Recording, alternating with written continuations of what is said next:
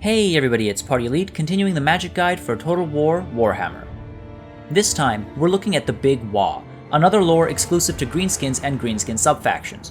Compared to the Little Waaagh, it leans heavily towards dealing HP damage from the caster, with a couple of augment spells as well. Brain Bursta is an explosion that targets the ground within 200 meters of the caster, causing magical damage and disruption among the units it hits. With a cost of 6 winds of magic and a cooldown of 23 seconds, you can cast this fairly often in battle. Overcasting costs an extra 4 winds of magic, but triples the cast range and also adds a little bit of armor-piercing damage. Now, when I say a little bit, I mean it. This is a waste of winds of magic outside of a desperate last gasp. Brain Bursta comes in handy in campaigns or when you otherwise know you're up against ethereal units. The quick cooldown allows your shamans to cause some minimal damage from a distance, and the armor-piercing overcast can be used to tip over an engagement, but certainly not to turn one. When assaulting in a siege battle, it can be used to create a hole where the enemy might stand guard behind the gates, allowing your army to penetrate through what would otherwise be a choke point. It also works for breaking up an incoming charge, reducing the effectiveness of the enemy charge. At a cost of just 26 points, it is negligible for multiplayer, but I'd rather rank a unit up than take this with me because of the cost of wins, and really, there are some other spells that are much better used. Gaze of Mork is a magic missile that can hit an enemy unit 250 meters away. With a cost of 7 winds of magic and a cooldown timer of 25 seconds, this is another spell that can be used repeatedly. It can be quite effective in taking down large single units, just like Vindictive Glare from the Little Waaagh. It's well used against enemy flying wizards and large unarmored units like giants or trolls. Overcasting costs 13 winds of magic and simply increases the cast range. It does not change the amount or type of damage done. As with all magic missiles, this is only useful when there is a clear shot, as it might otherwise damage your own troops or simply put a hole in the ground. The 25 points makes it cheap, but I would discard it unless I was concerned my opponent might bring wizards in the air or an overwhelming number of large monsters and beasts that my other units might not be able to handle. After all, despite the short cooldown, only a cast or two would be likely before lines meet and obstruction becomes an issue on the ground level. Remember, magic missiles will hurt your own units as well. Fists of Gork is an absolute must-have spell. An augment spell with a price tag of 84 points, it can only target a single allied unit for 27 seconds of effect, with a cost of 7 winds of magic and a cooldown of 44 seconds. Fists of Gork gives plus 36 melee defense, plus 22% weapon damage, and a plus 34 melee attack. These stat boosts can change an engagement very quickly, and 27 seconds is a long time in the heat of battle. Make sure you choose your target correctly, however. A 44-second cooldown means there will be long gaps between casts, and as such, you'll want to make sure that every time the spell is cast, not a second goes to waste. There are 2 approaches. The first is to help hold the line against more powerful units. If you're worried about a flank collapsing or your center folding because your opponent has brought units to the area that outperform yours or can cause a significant amount of damage, Fists of Gork can actually work as a defensive spell. The large boost to melee defense means your opponent won't be landing hits as often, reducing their damage output. At the same time, the increase in melee attack and damage means that your weaker units might actually cause some damage while holding the line, waiting for reinforcements to arrive. When used offensively, perhaps the more predictable manner, make sure to target a unit that can already cause damage in the engagement it's involved in, and will get the maximum potential benefit from the percentage-based increase in weapon damage. This can be a unit of multiple individuals, or it can be your lord or a large single monster or beast. Take a second to picture Grimgor with just the 22% increase to damage output, let alone the increased defensive and offensive capabilities. Used properly, it can help your units make quick work of their engagements, and remember, with a 44-second cooldown, you'll want to make sure every second of the spell counts, so only cast this after engagements have already begun. Eadbutt is a breath spell that can cause a decent amount of non-armor piercing magical damage.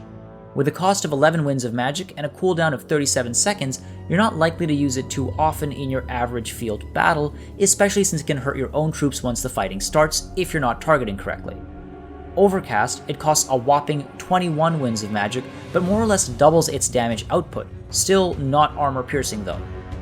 Because it can cause disruption among multiple enemy units and has the strange tear-shaped cast, it can be quite valuable in siege battles when you've punctured through the gates.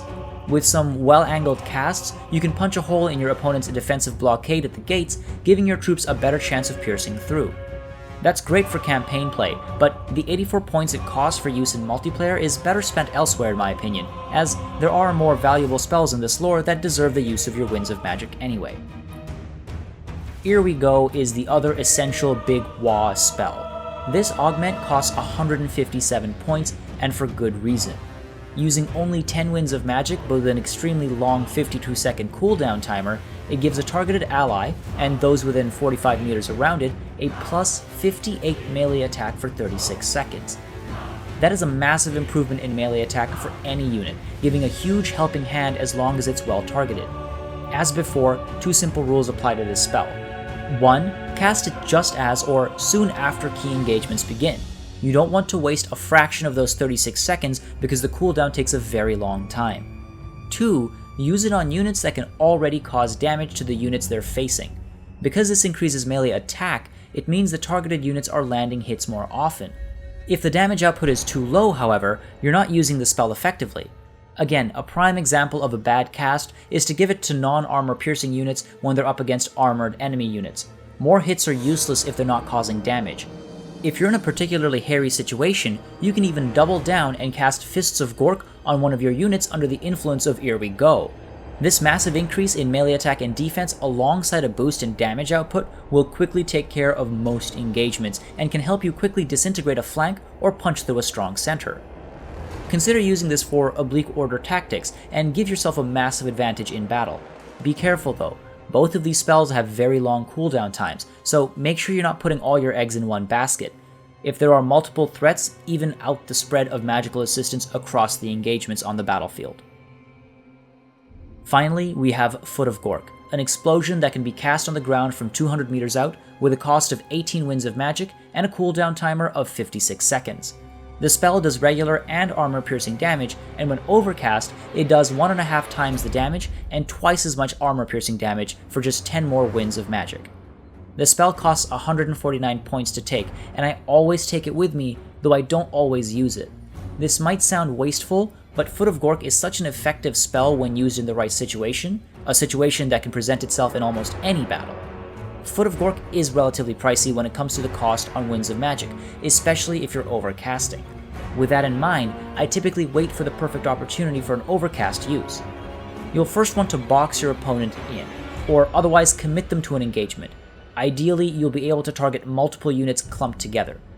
It takes 5 seconds for the spell to cast, and then even longer for it to actually make impact, about 3 seconds roughly where the visual is actually visible. A good general will see what you're plotting the moment you cast the spell and may try and disengage. If they don't disengage, however, you can cause a significant amount of damage to multiple units, which will result in a significant dip in morale as well.